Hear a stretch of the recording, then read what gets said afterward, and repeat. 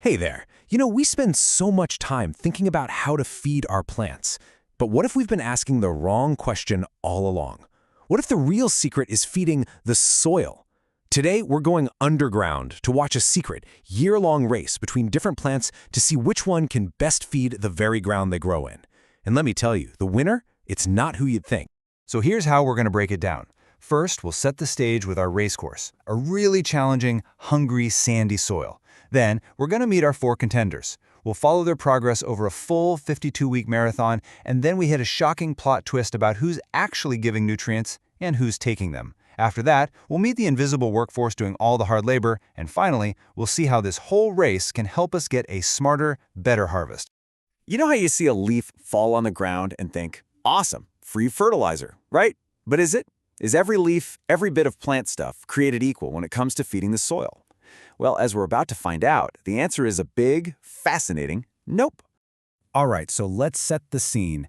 Our story is taking place in the sandy soils of northeast Thailand. And you can think of this as the race course for our big experiment.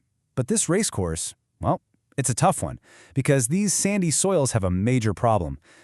They're basically like a giant sieve. Anytime it rains, water just rushes right through, and it takes all the good stuff, especially critical nutrients like nitrogen, along for the ride. That's a process called leaching, and it means farmers are in this constant battle, always having to add more fertilizer just to keep their crops going. So the million-dollar question this research is asking is, can adding local plant waste fix this? And if so, which kind works best?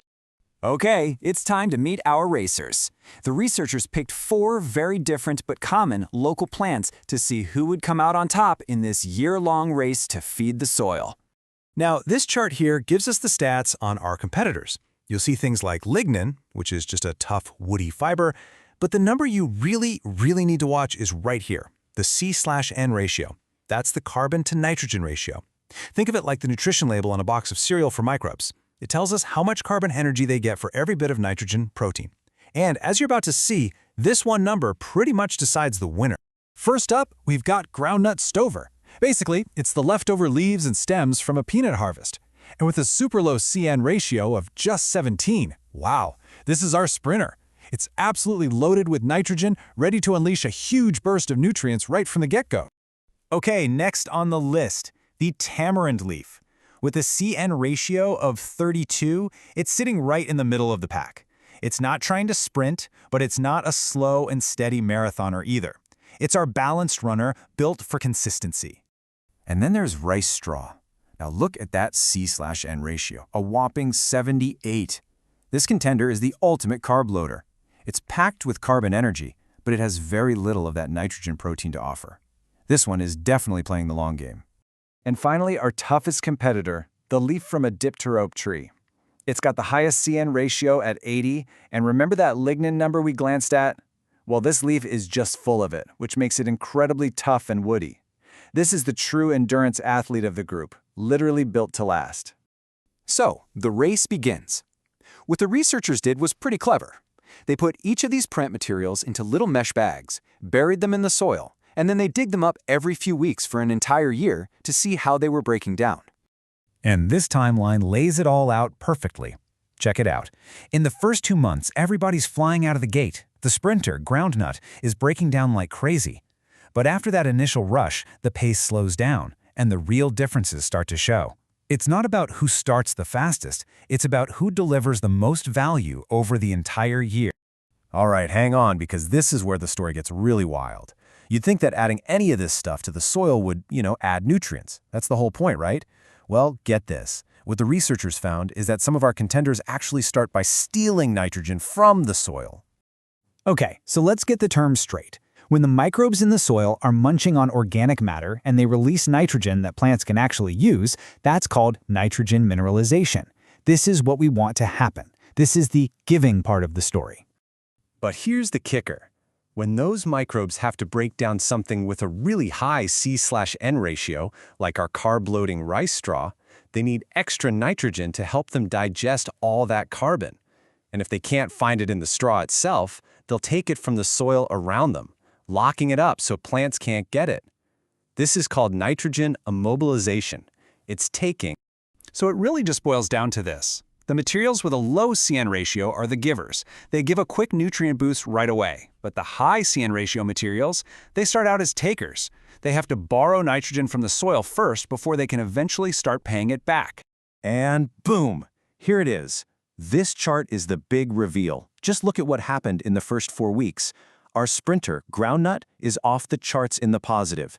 It is giving a ton of nitrogen to the soil. But then, look at tamarind and rice straw. They're in the negative. They are literally taking nitrogen out of that already hungry soil. This is a mobilization in action, and it completely changes how we think about this race. So who's actually doing all of this giving and taking? It's not some weird chemistry trick, it's biology. It's time to pull back the curtain on the invisible army that runs this whole show. Every single thing we've been talking about, the breaking down of leaves, the mineralization, the immobilization, it's all being done by trillions and trillions of tiny little workers, bacteria and fungi. We call this community the soil microbial biomass. And honestly, they're the engines that make the entire soil world go around. And hey, this isn't just a cool idea. The research backs it up completely. This quote from the paper says it all. There's a really strong link between how active this microbial workforce is and how much nitrogen is actually available for plants. It's simple, really. Happy microbes mean healthy, well-fed soil. Period. Okay, so we've followed the race, we've seen the big plot twist, and we've met the workforce. So what? Why does any of this matter? How does this secret underground drama actually impact the food we eat? Here's the bottom line. The sprinter, groundnut, is great for a quick jolt of nitrogen. But in a leaky soil like this, that nitrogen might just wash away before the plants can even use it. The carb loaders, like rice straw, take nitrogen first, which isn't great for a growing crop, but then they release it slowly over the long term. So you see, there's no single winner here. The best choice completely depends on your goal. But the study did point to a quiet champion. And that champion was our balanced runner, tamarind. Think about it. It took almost no nitrogen at the start, and then it just provided this slow, gradual, steady release of nutrients over time. For a hungry, leaky soil, that's the perfect strategy. It's like a nutrient IV drip instead of a one-time shot, which minimizes losses and builds up the soil's health for the long haul. And all this leaves us with one big thought to chew on. We spend so much energy and money making chemical fertilizers, but what if the real answer was never in a factory? What if it's been in the leaves we rake up and throw away all this time? By understanding this secret race happening right under our feet, we can learn to pick the right plant for the right soil at the right time. It makes you wonder, doesn't it? Perhaps the key to a more sustainable future has been right here all along, just waiting in the wisdom of the soil.